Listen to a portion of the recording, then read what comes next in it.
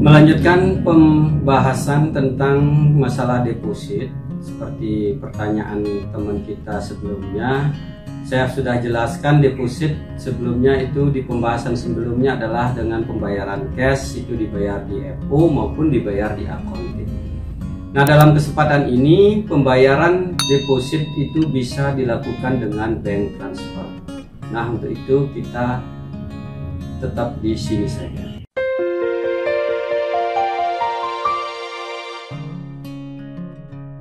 Sebelumnya deposit sudah kita bahas, dibayar dengan cash, diterima oleh DFO, diterima oleh accounting.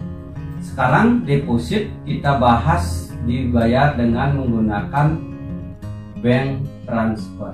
Yang kedua adalah dengan menggunakan bank transfer.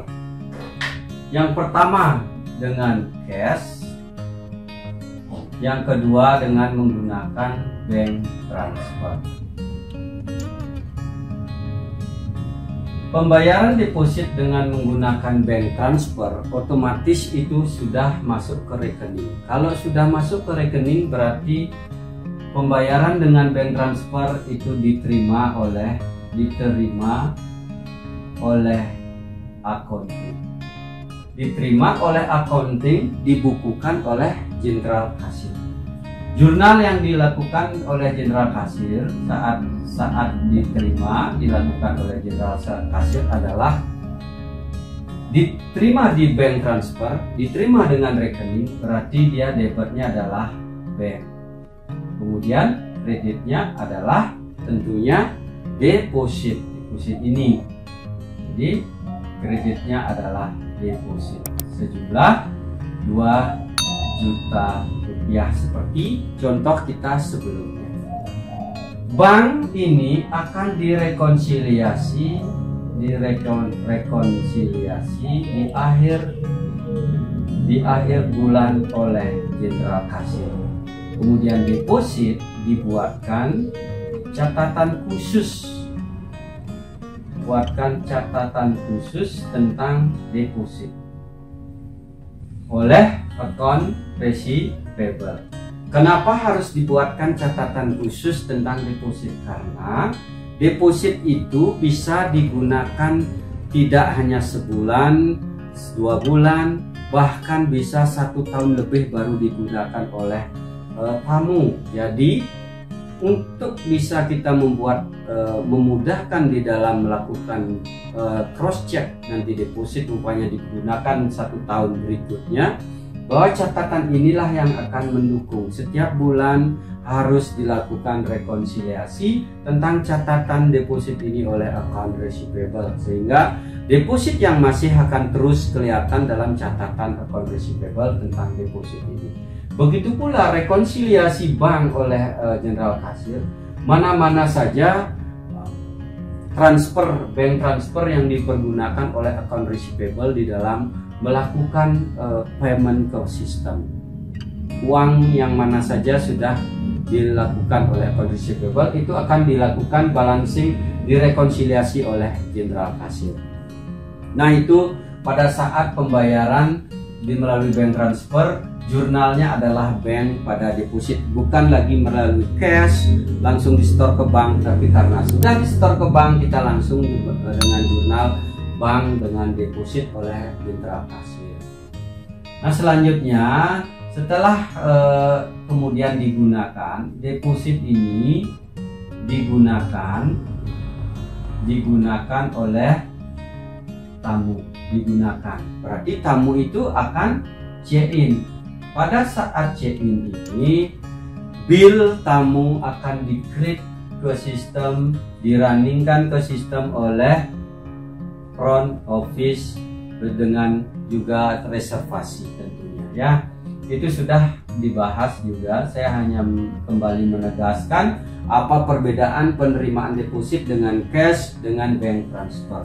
Date-nya juga kita menggunakan contoh sebelumnya, itu description itu adalah room breakfast, kemudian ada room number,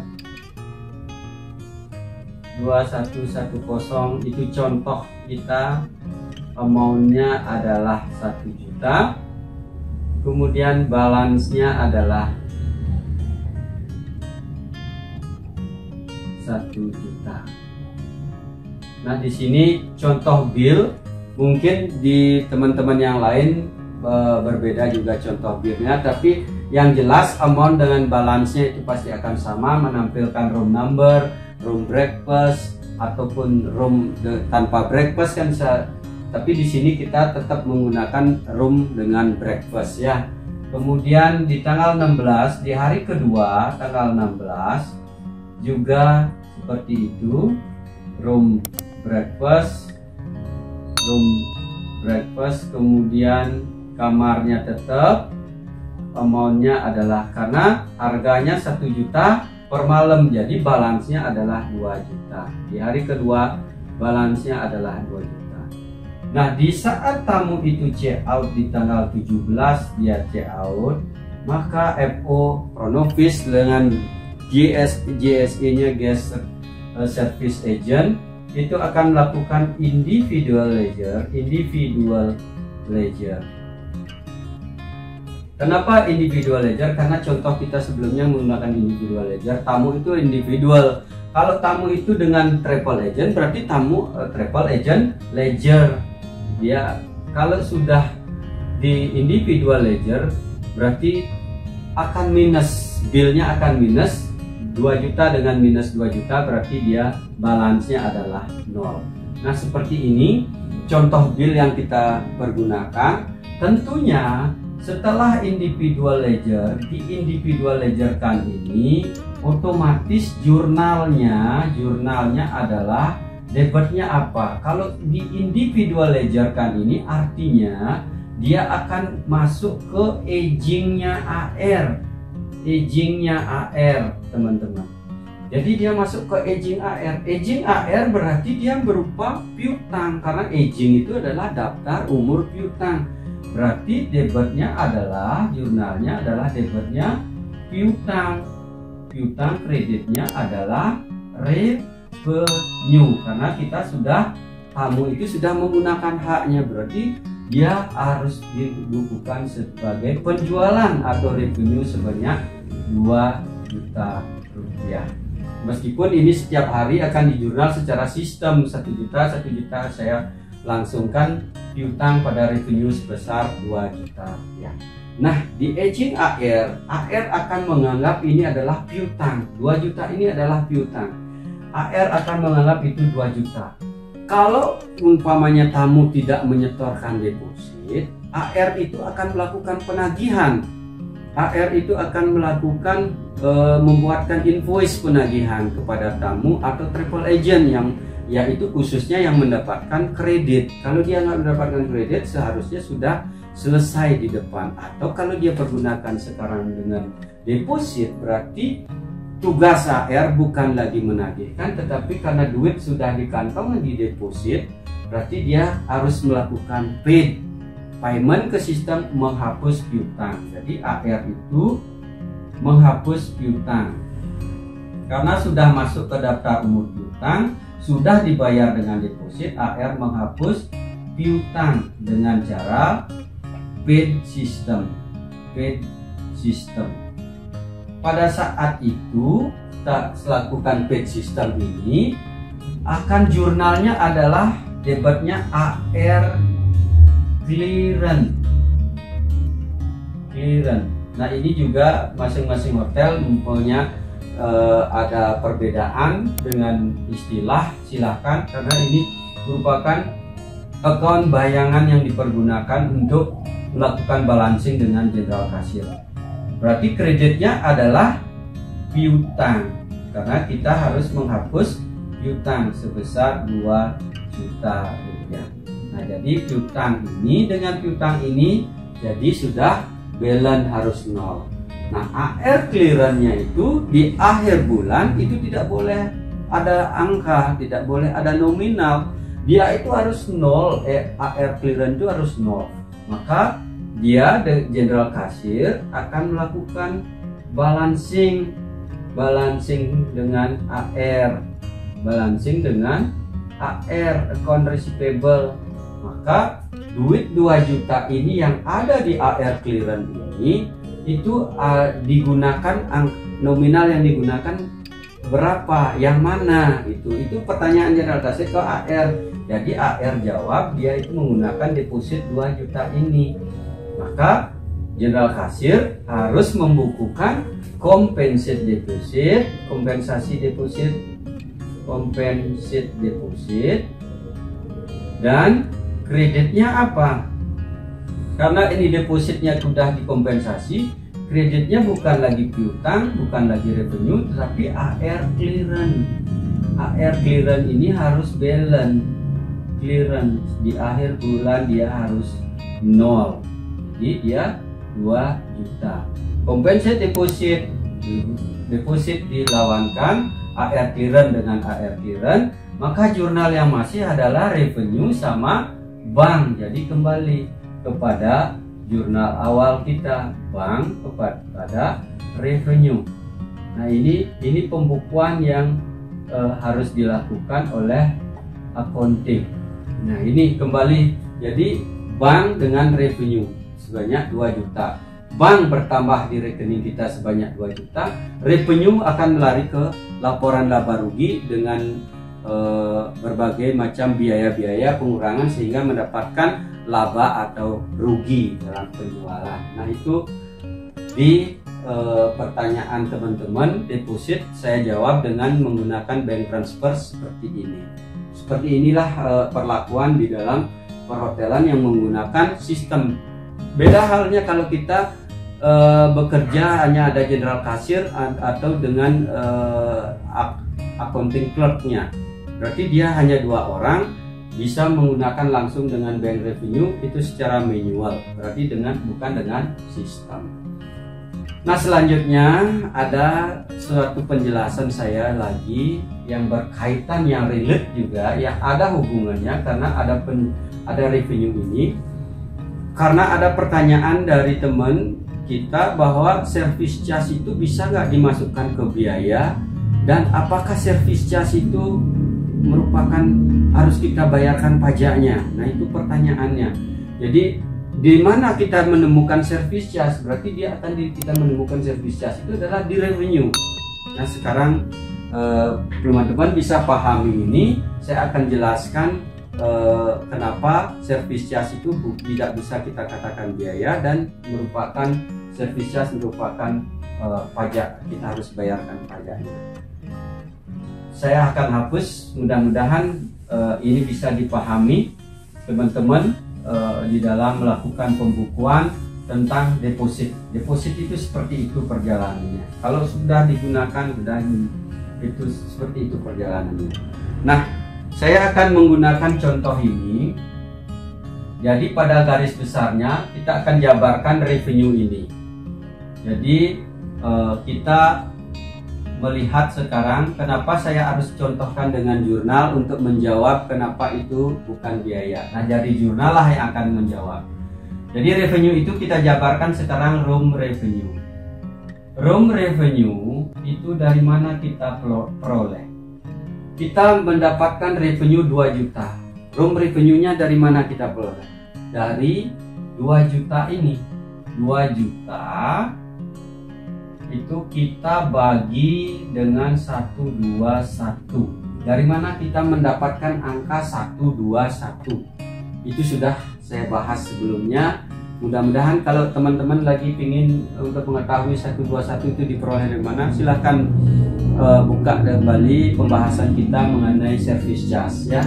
Nah, service charge ini hasilnya adalah 1.652.893. Nah itu 2 juta itu hasilnya adalah 1.652.893. Nah yang kedua itu ada service charge. Service charge itu diperoleh dari mana? Dari ini 1.652.893 kita kalikan 10%, itu harus kita bayarkan service charge. Adalah totalnya 165.289. Nah, itu service charge-nya. Kemudian yang ketiga itu ada tax yang harus kita bayar, PB1 yang harus kita bayar ke Pemda setempat. Caranya mencari ini ditambah dengan ini, jadi room revenue ditambah service charge 1.652.893 ditambah 165.289, itu hasilnya berapa? 1.818.182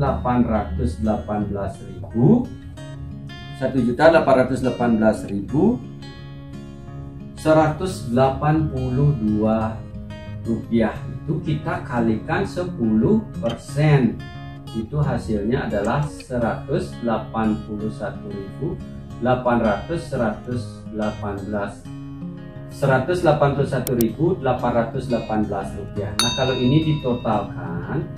ini ditotalkan menjadi 2 juta. Nah, itu jadi itu jurnalnya dari 2 juta, itu dari sinilah jurnalnya. Nah, sekarang service charge kita bahas dulu room revenue. Revenue ini adalah merupakan yang larinya ke laba rugi. Inilah yang laba rugi. Ini yang akan masuk ke dalam laba rugi. 1.652.893 ini adalah revenue yang asli dari perusahaan yang dimiliki oleh perusahaan. Itu akan mempengaruhi dari laba rugi. Berapa labanya? Laba itu akan menjadi objek pajak PPh 25. Ini akan menjadi PPh 25. Nah, kenapa saya jelaskan itu? Semua yang ada komponennya ini, angka-angka ini semua kena pajak, teman-teman ya. Itu komponen PPh 25 adalah PPh badan. Jadi perusahaan yang akan membayar dari laba yang diperoleh. Kemudian tax PB1 ini akan dibayarkan ke Pemda setempat di mana hotel itu berada. Akan dibayar, disetorkan ke Pemda, setor ke Pemda, setor ke Pemda, jadi hutang dia. Nah, sekarang service charge ini adalah apa? Service charge itu adalah hutang servis. Jadi harus dibayarkan kepada karyawan,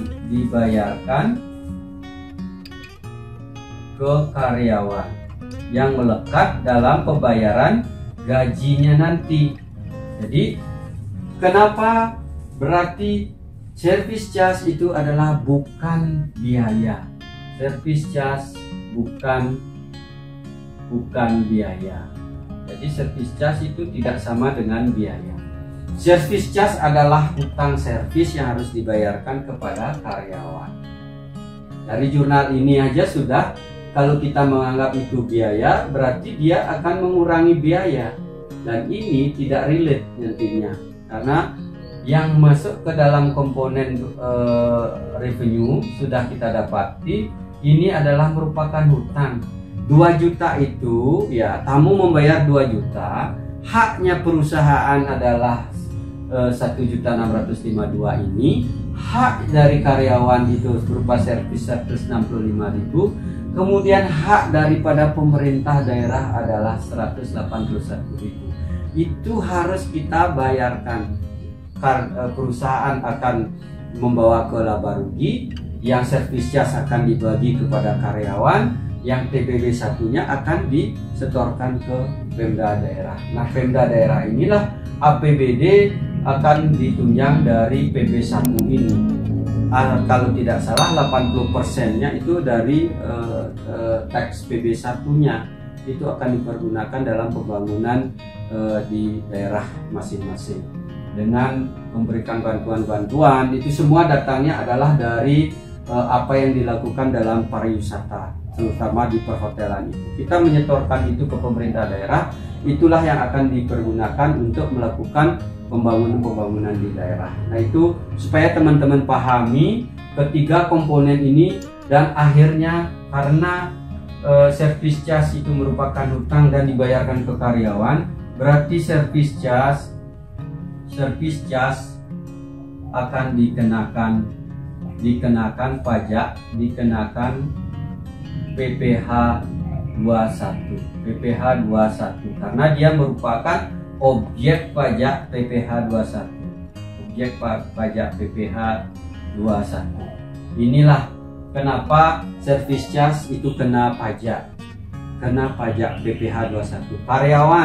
Karyawan itu kena PPh 21 dipotong oleh perusahaan menyetorkan ke kantor pajak, dan di akhir tahun wajib dari para karyawan itu harus melakukan pelaporan pajaknya PPh 21. Jadi harus lapor di akhir tahun, pajaknya sekian, kalaupun dia nihil dilaporkan nihil gitu, sesuai dengan apa yang diberikan, bukti potong yang akan diberikan oleh perusahaan. Nah, itu selanjutnya pada saat pembayaran service charge ini, maka jurnal yang akan kita peroleh adalah service charge itu di debit, service charge ini debit, kemudian kreditnya adalah bank. Nah, kalau sudah gini, service charge ini akan menjadi nol kembali. Jadi karena sudah dibagi, dia nol kembali. Nah, service charge juga di dalam komponen service charge itu ada service charge yang dibagi biasanya berapa persen tergantung dari kebijakan perusahaan, ada yang 95%, anggaplah demikian.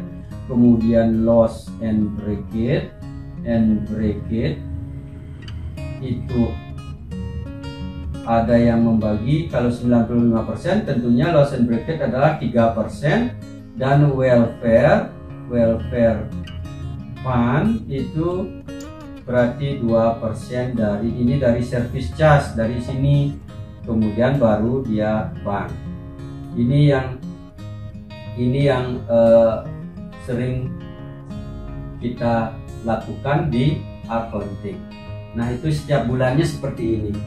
Jadi service charge itu akan service charge 95% dikenakan PPh 21 karena dibagi kepada karyawan. Loss and breakage akan masuk ke dalam pos dari accountnya loss and breakage. Welfare fund juga akan.